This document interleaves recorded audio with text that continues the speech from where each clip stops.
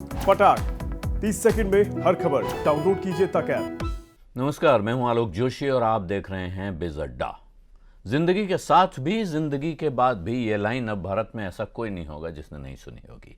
ये है life insurance corporation, LIC, यानी भारतीय जीवन बीमा निगम। पहले इसकी टैगलाइन थी योगक्षेमम वहाम्यहम। ये गीता से ली गई लाइन थी, अभी भी है, लोगों पर नीचे लिखी हुई है, लेकिन नया टैगलाइन आ गया है और वो है जिंदगी के साथ भी जिंदगी के बाद भी। भारत की सबसे बड़ी इंश्योरेंस कंपनी है LIC, और भारत सरकार और रेलवे जैसे कुछ बड़े विभागों के बाद शायद इस देश की सबसे बड़ी जमींदार भी। आपने अपने शहर में, जिन शहरों में आप आते जाते हैं, उन शहरों में बिल्कुल जो प्राइम मार्केट प्लेस होते हैं, जो सबसे कीमती रियल एस्टेट जिस जगह की होती है किसी भी शहर में, वहां पर LIC की एक या एक से ज्यादा बिल्डिंग जरूर देखी होंगी। LIC का बहुत पैसा लगा हुआ है इमारतों में, जायदाद में। दरअसल इंश्योरेंस कंपनी के पास जो पैसा जाता है उसको वो बहुत सी ऐसी जगह लगाती है जहां से उसको अच्छा रिटर्न मिलता रहे, और जिन लोगों के क्लेम उनको देने होते हैं उनको क्लेम दे सके, और जिनका पैसा लौटाना होता है एक वक्त के बाद उनको पैसा लौटा सके। और यही नहीं है, लाइफ इंश्योरेंस कॉरपोरेशन भारत के शेयर बाजार में पैसा लगाने वाली सबसे बड़ी कंपनियों में से एक भी है। जो इंस्टीट्यूशनल इन्वेस्टर्स कहलाते हैं, आपने अक्सर DII सुना होगा। इन DIIs में भारत के म्यूचुअल फंड भी होते हैं और कुछ इंस्टीट्यूशंस और हैं ऐसे जो पैसा लगाते हैं, लेकिन लाइफ इंश्योरेंस कॉरपोरेशन उनमें से सबसे बड़ा प्लेयर रहा है। पिछले कई सालों से सरकारें बाजार को संभालने के लिए इसका इस्तेमाल करती रही हैं। सरकार में से कोई फोन कर देता रहा होगा। बाजार जब गिरने लगता था तो अक्सर यह कहा जाता था कि साहब अब DII खरीद रहे हैं, LIC ने बड़ी खरीद की है। इस लिहाज से भी LIC के पास बहुत संपत्ति है, बहुत शेयर हैं, बहुत पैसा है। इतनी जमीन जायदाद है जैसे पुराने अमीरों के बारे में कहा जाता था ना, कि साहब खानदान में किसी को पता नहीं है कि कहां कहां जमीन जायदाद है। तो ऐसा LIC के साथ नहीं है कि किसी को पता नहीं है, लेकिन इतनी फैली हुई जमीन जायदाद का हिसाब लगाना, उसका वैल्यूएशन करना, क्योंकि जब IPO आ रहा होता है तो उसके पहले वैल्यूएशन करना पड़ता है। एक एक संपत्ति की बाजार भाव का उसका वैल्यूएशन होगा कि इस वक्त बाजार में इसकी क्या कीमत है। तो ये बड़ी भारी कसरत थी। 2 साल हो गए, 2 साल पहले सरकार ने ऐलान किया था कि LIC का IPO लाया जाएगा। तब से अब तक वो कसरत चल रही है, और अभी भी कहा जा ये रहा है कि सरकार तैयारी में है कि इस महीने के अंत में, यानी जनवरी के अंत तक, सेबी के पास IPO की अर्जी यानी ड्राफ्ट रेड हेरिंग प्रोस्पेक्टस जमा कर दिया जाएगा। और उसका मतलब आमतौर पे होता है कि 2-4 दिन, 8 दिन, हफ्ते में सेबी की तरफ से क्लियरेंस आएगा, यानी उसके बाद वो ड्राफ्ट जो हटा के RHP यानी रेड हेरिंग प्रोस्पेक्टस हो जाएगा, जो लागू होगा।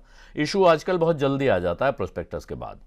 उम्मीद ये की जाएगी इसके हिसाब से कि फरवरी के महीने में कभी भी LIC का IPO बाजार में आ जाना चाहिए। अब जो सवाल है सबके मन में, जो सब जानना चाहते हैं, वो ये है कि सरकार कितना हिस्सा बेचेगी और किस भाव पर बेचेगी, क्योंकि इसके जवाब से ही तय होगा कि LIC के IPO में अगर आप अर्जी लगाते हैं तो आपका पैसा बनेगा या नहीं बनेगा, और उसी से तय होगा कि आप इसमें अर्जी लगाएंगे या नहीं लगाएंगे। और आप और हम लगाएंगे का मतलब है कि आप बहुत बड़ी संख्या में लोग इसमें अर्जी लगाएंगे, क्या बहुत बड़ी संख्या में फाइनेंशियल इंस्टीट्यूशंस इसमें पैसा लगाना चाहेंगे। और बहुत बड़ा IPO है ये ध्यान रखिएगा। बाजार की जुबान में जो अंग्रेजी में बोलने वाले लोग हैं वो कहते हैं दी मदर ऑफ ऑल IPOs। अब तक जो IPOs आए हैं उनमें से कोई इसके आसपास नहीं खड़ा होगा, ये बात, इसमें तो कोई शक शुबा नहीं होना चाहिए। और हिंदी में आप कहेंगे तो साहब ये जितने भी IPO हैं उनका बाप होने वाला है। क्यों ये कह रहा हूं मैं? हालांकि सरकार अभी इंतजार कर रही है, सूत्रों से खबर है कि सरकार फाइनल इवैल्यूएशन रिपोर्ट का इंतजार कर रही है कि जो LIC की कुल हैसियत कितनी है, इसकी कुल कीमत कितनी होनी चाहिए। और उसके बाद सरकार को यह भी तय करना है कि सरकार इसका 5% हिस्सा बेचेगी या 10% हिस्सा बेचेगी। जो अब खबरें आ रही हैं वो ये हैं कि साहब सरकार के हिसाब से 15 लाख करोड़ रुपए के आसपास का इसका वैल्यूएशन होना है, यानी कंपनी की कुल कीमत 15 लाख करोड़ रुपए आंकी जा रही है। तो अगर इसमें से 5% का IPO आता है तो आप समझ लीजिए 75,000 करोड़ रुपए। और अगर 10% का आईपीओ आता है तो उसका आकार होगा 1.5 लाख करोड़ रुपए। ये छोटी मोटी रकम नहीं है। अभी कुछ समय पहले भारत में अब तक के इतिहास का सबसे बड़ा आईपीओ आया है, पेटीएम का आईपीओ। 18,300 करोड़ रुपए उसने बाजार से उठाए। 40% से ज्यादा गिर चुका है उसमें, यानी जिन लोगों ने पैसा लगाया उनके हाथ जले हुए हैं बुरी तरह। ऐसे में यह सवाल जरूर उठेगा, बहुत उठेगा, जोर शोर से उठेगा कि सरकार अगर एलआईसी का आईपीओ लाई, उसने दाम ऐसा रख दिया या इतने शेयर बाजार में उतार दिए कि उठ नहीं पाए, यानी लोगों ने इस इशू में ठीक से पैसा नहीं लगाया, तो क्या होगा। बहुत से लोगों को अब यह डर है, जैसे हम पेटीएम में जल गए, कहीं हमारे हाथ एलआईसी में भी जल गए तो क्या होगा। तो इसीलिए अब ये एक विकट सवाल है सरकार के सामने। लेकिन दूसरी तरफ सरकार जल्दी से जल्दी एलआईसी को लिस्ट भी करा देना चाहती है। उसकी वजह यह है कि सरकार का एक 1.25 लाख करोड़ रुपए का डिसइन्वेस्टमेंट का टारगेट है कि इस साल के बजट में 1.25 लाख करोड़ रुपए के जुटाने का लक्ष्य रखा गया था कि यह रकम जुटाई जाएगी सरकारी कंपनियों में हिस्सेदारी बेच के। उसमें कुछ हिस्सा हो चुका है, लेकिन एलआईसी में अकेले में दम है कि वो इसका बहुत बड़ा हिस्सा निपटा दे। सरकार नियमों में बहुत सारे फेरबदल कर रही है एलआईसी के आईपीओ को सफल कराने के लिए। यूं विदेशी निवेशकों को भारत में इंश्योरेंस कंपनियों में पैसा लगाने की इजाजत है, लेकिन एलआईसी में पैसा लगाने की इजाजत उनको नहीं थी, क्योंकि एलआईसी कोई सामान्य इंश्योरेंस कंपनी नहीं है। एलआईसी एक्ट के तहत बनी हुई विशेष कंपनी है। भारत सरकार ने जब एलआईसी को बनाया था तब उसने पाया था कि यह जरूरत है देश की कि एक लाइफ इंश्योरेंस कंपनी हो, जीवन बीमा निगम हो। ये एक तरह, उस समय इसको एक तरह का बहुत ज़रूरी और स्ट्रैटेजिक टाइप का काम माना गया, इसलिए इसमें विदेशी निवेशकों को पैसा लगाने की छूट नहीं है। उनको ये छूट देने के लिए अलग से नियमों में बदलाव करना पड़ेगा, तो सरकार वो करने की तैयारी कर रही है। सरकार और भी बहुत कुछ कर रही है जिससे कि लोगों के लिए इसमें पैसा लगाना आसान हो सके। एलआईसी की तरफ से ये भी कहा जा रहा है कि संदेश जा रहे हैं जो उसके पॉलिसी होल्डर्स हैं उनको कि साहब आप अपने कागज वगैरह दुरुस्त करा लीजिए, अपने डिटेल्स ठीक करा लीजिए, क्योंकि पहली बार कोई कंपनी अपने पॉलिसी होल्डर्स को प्रेफरेंशियल अलॉटमेंट देने की तैयारी कर रही है। जैसे कुछ कंपनियां अपने शेयर होल्डर्स को, जब दूसरी कंपनी अपनी खोलते हैं, वो एचडीएफसी बैंक का इशू आया था, एचडीएफसी के और इशूज आए हैं, तो जो एचडीएफसी के ओरिजिनल शेयर होल्डर हैं उनको प्रेफरेंशियल अलॉटमेंट मिलता है। इस तरह के प्रेफरेंशियल अलॉटमेंट की एक प्रथा रही है। यहां एम्प्लॉयज को मिलता है, उनकी एक कैटेगरी होती है।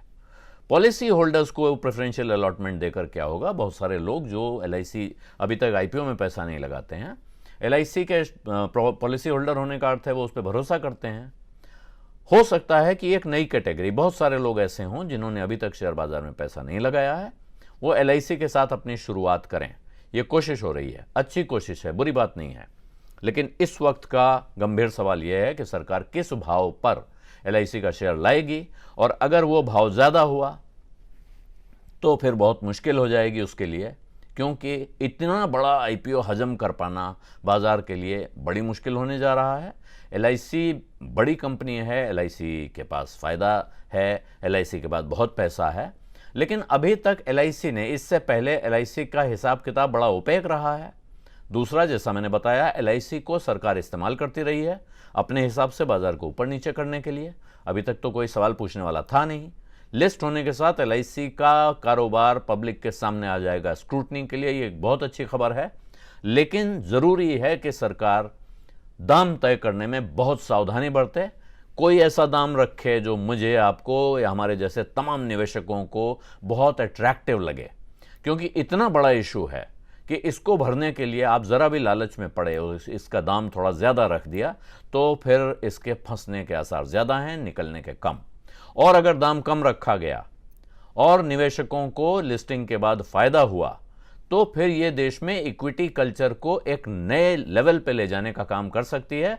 इतनी बड़ी संख्या में अगर नए निवेशक आएंगे और उनको बड़ा फ़ायदा हो गया तो ये न सिर्फ एलआईसी के लिए, न सिर्फ उसके शेयर होल्डरों के लिए, बल्कि कुल मिला के देश में शेयर बाजार के लिए और इक्विटी कल्चर के लिए भी एक अच्छी खबर हो सकती है। बिज़ अड्डा में आज इतना ही। अब इजाज़त दीजिए। धन्यवाद, नमस्कार।